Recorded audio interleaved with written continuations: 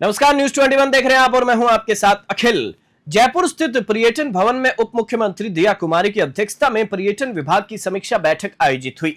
बैठक में झुंझुनू में वार म्यूजियम, अल्बर्ट हॉल को स्मार्ट म्यूजियम में बदलने और राज्य के संग्रहालयों के डिजिटलीकरण की योजनाएं तय की गई। पुष्कर के लिए 100 करोड़ रुपए की विकास योजना, महाराणा प्रताप टूरिस्ट सर्किट और ट्राइबल टूरिज्म को बढ़ावा देने जैसे कई फैसले लिए गए।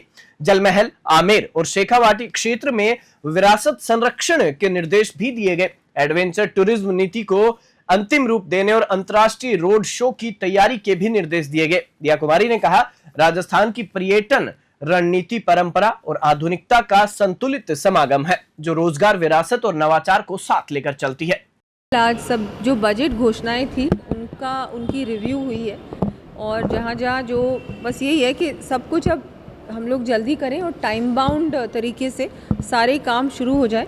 मैं आपको बताना चाहूँगी सभी कुछ बिल्कुल टाइम बाउंड ही है, चाहे पुष्कर हो, पुष्कर कॉरिडोर हो, चाहे महाराणा प्रताप सर्किट हो, चाहे बावड़ियों का रिस्टोरेशन हो, शेखावटी की बात करूं, सब कुछ चल रहा है। बस ये क्या है, प्रोसेस होता है, उस प्रोसेस के अंतर्गत समय लगता है जो लगता है, पर हम लोग तो इसको रेगुलरली फॉलो अप करते आए हैं।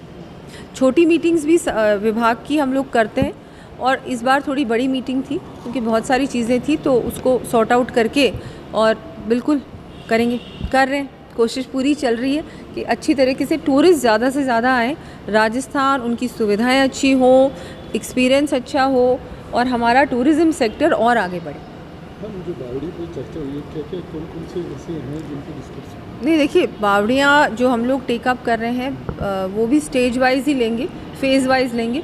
पहले थोड़ी बहुत लेंगे, फिर 5-6 अभी लेंगे, फिर उसके बाद और लेंगे।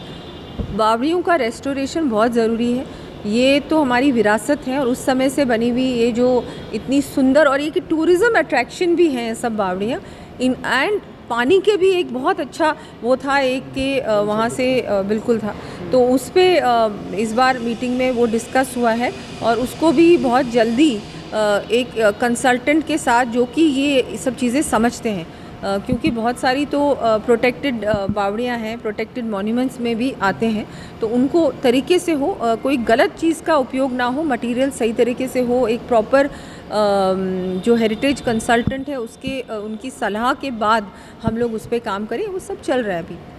पाकिस्तान वॉर के बाद पर्यटकों की संख्या में थोड़ी सी कमी देखी गई थी, पर्यटकों की संख्या दोबारा से नहीं, कमी मेरे को नहीं लगता आई, क्योंकि आप बात कर रहे हो किससे, आप लास्ट ईयर समर से उसको कंपेयर कर रहे हो, किससे कर रहे हो?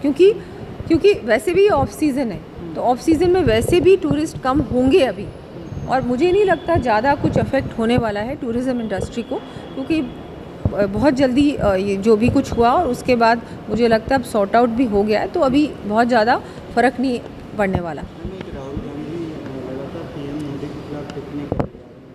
हाँ, बहुत गलत है, उनको ऐसा नहीं बोलना चाहिए। अभी देखिए, हमारा ये जो मुद्दा है इसमें सबको एक आवाज़ में बोलना चाहिए। जो सारे जो संसदीय दल गए हैं अलग अलग देशों में, वो भी अलग अलग पार्टीज़ के गए हैं, ऑल पार्टी डेलीगेशंस गए हैं, वहाँ इनके पार्टी के भी एमपीज़ गए हैं और इन्होंने सबने एक वॉइस में बात की, और उसके बाद इस तरह की टिप्पणी करना बहुत गलत है। हम लोग किसको ये दिखा रहे हैं? हम एक रहें, हमारे देश पे अटैक हुआ है, हमारे देश पे जब कोई भी अटैक करेगा तो हमको एक आवाज़ में बोलना चाहिए, और मोदी जी ने इतना अच्छा इसको हैंडल किया, ऑपरेशन सिंदूर हुआ और टेररिस्ट पे डायरेक्ट हम लोगों ने अटैक किया उनके कैंप्स पे, और बहुत अच्छा सक्सेसफुल ऑपरेशन था, और उसके बाद आप इस तरह की बातें बोलना, कभी कुछ बोलना, कभी कुछ बोलना, बहुत गलत।